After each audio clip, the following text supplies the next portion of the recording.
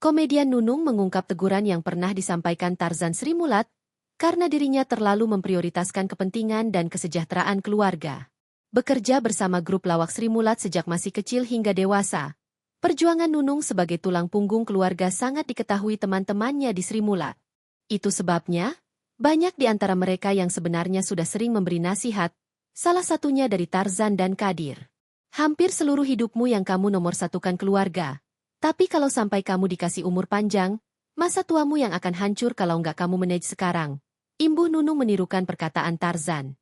Nunung juga sudah diingatkan agar tidak selalu memberi uang kepada keluarganya.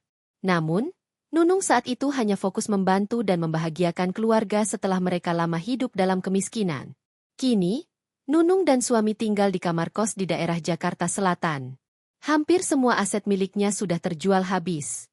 Selain karena kanker yang diderita dan pandemi COVID-19 beberapa tahun lalu, Nunung juga sempat terjerat narkoba yang membuat sejumlah asetnya dijual demi bisa tetap menghidupi keluarga besar. Sebelumnya, Nunung pernah mengungkap bahwa ada sekitar 50 orang yang menjadi tanggung jawabnya.